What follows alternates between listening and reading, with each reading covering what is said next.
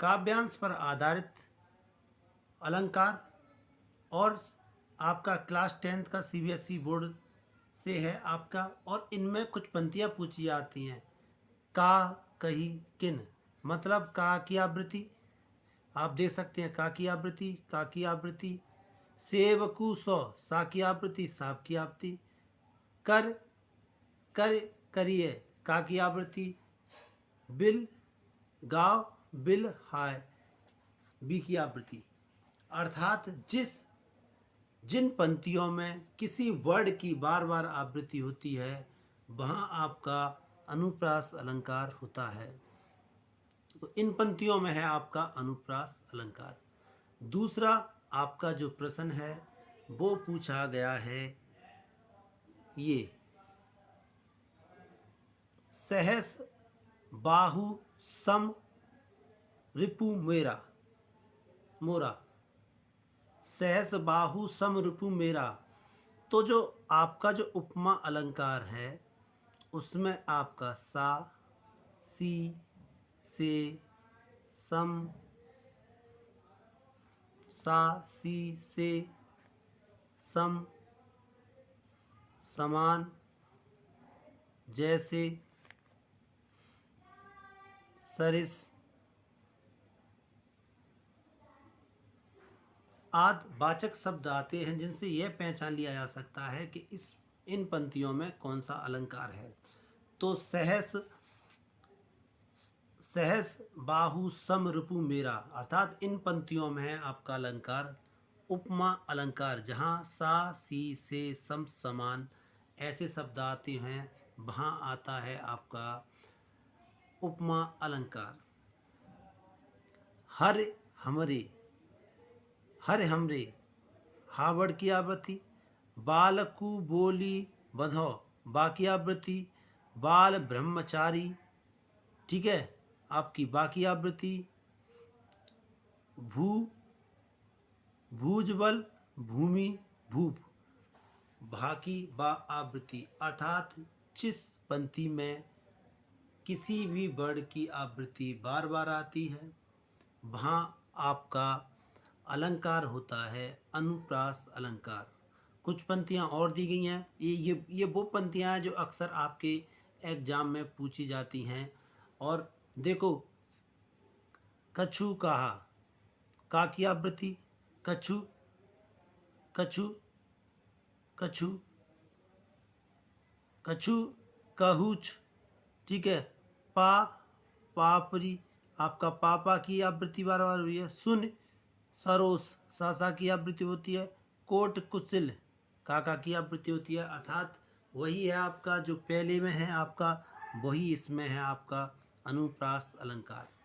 इन दोनों पंक्तियों में आपका अनुस अलंकार। और अब चौथे पर चलते हैं। चौथा क्या है देखते हैं। ये है आपका भानु भस रा केस कलंकु, ठीक है।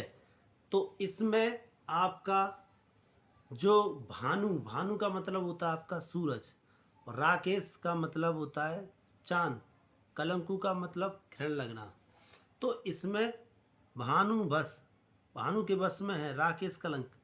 तो यहाँ पर है आपका रूपक अलंकार। अर्थात जहाँ उपमेय में उपमान का भेद रहित आरोप होता है वहाँ होता है आपका रूपक अलंकार।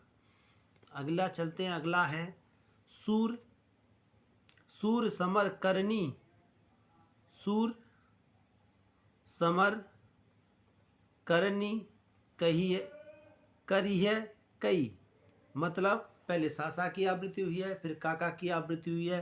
अर्थात आपका अलंकार है इसमें भी आपका अनुप्रास अलंकार।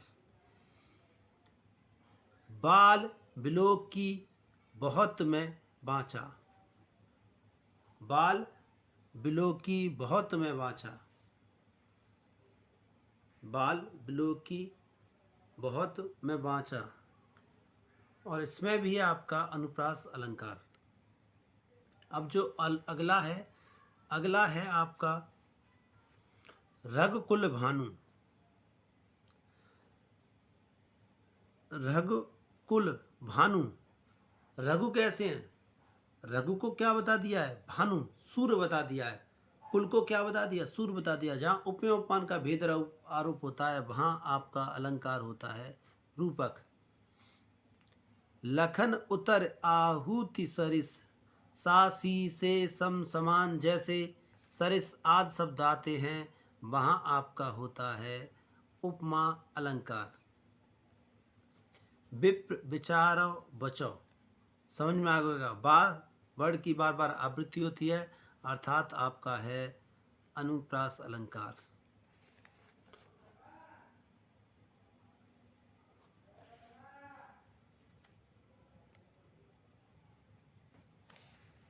आपका दिया है कुलिस सम वचनु, कुलिस सम वचनु, सा सी से सम समान जैसे सरिस आदि शब्द आते हैं वहाँ होता है आपका उपमा अलंकार। ठीक है। भृंगु वर कोपी कृषाणु, यहाँ है आपका रूपक अलंकार। भेद रहित आरोप हो रहा है। खिल खिला, हंस होने, खिल खिला हंस होने, वर्णों की आवृत्ति हो रही है। आपका सीधे सीधे है आपका खिल खिला,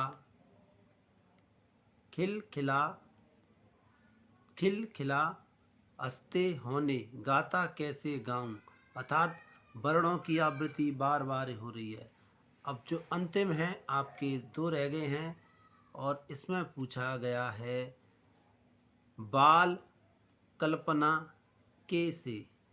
बाल कैसे हैं? कल्पना कैसे हैं? सा सी से सम समान जैसे सरिस आदि शब्द आते हैं वहाँ होता है आपका उपमा अलंकार।